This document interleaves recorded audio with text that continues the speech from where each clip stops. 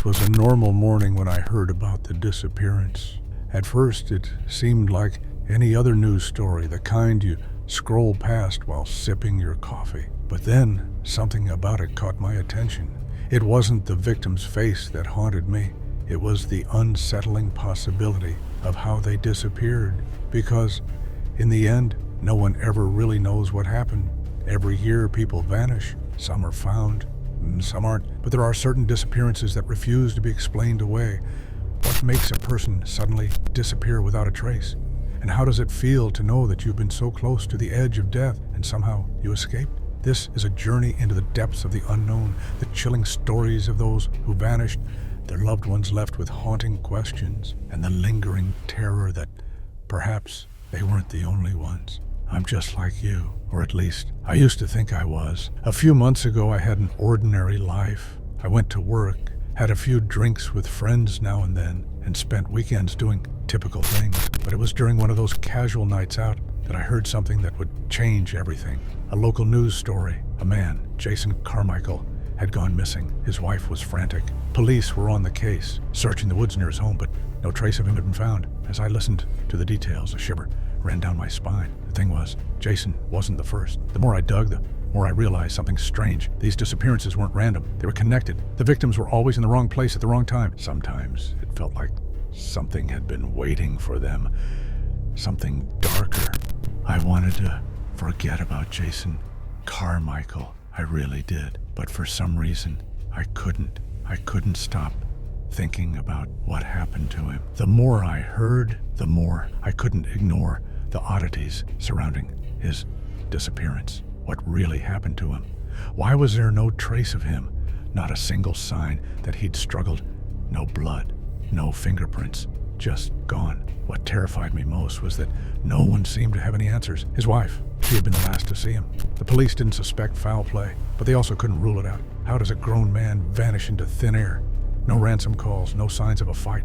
Then I found a photo. It was taken a day before he vanished. Jason standing by a tree in the woods near his house, but what stood out was something off in the background, a shadow, a figure, too blurry to make out yet impossible to ignore. I couldn't shake the thought, what if Jason had seen something he wasn't supposed to? I found myself researching more disappearances. Every story felt eerily familiar, and the more I read, the more I felt like I was uncovering a pattern, a presence lurking behind each case.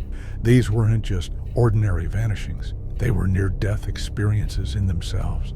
Victims who had crossed the threshold into something beyond the living world. One night, I came across a case that chilled me to the core. The story of a woman named Sarah Thomas. She'd gone hiking in the Appalachian Mountains, alone, like so many others before her. She had made it halfway up the trail when something happened. Her body was found days later, no signs of struggle, but her eyes were wide open, as if she had seen something too horrifying to process. The police had no idea what happened, but one officer off the record mentioned a disturbing detail, a smell that lingered near Sarah's body, a rotten, decaying stench that shouldn't have been there. And then there was her phone, found close to where she was last seen.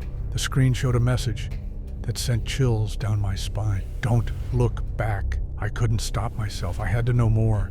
And so I began to search for connections between Sarah's case and Jason's. What I found made my blood run cold.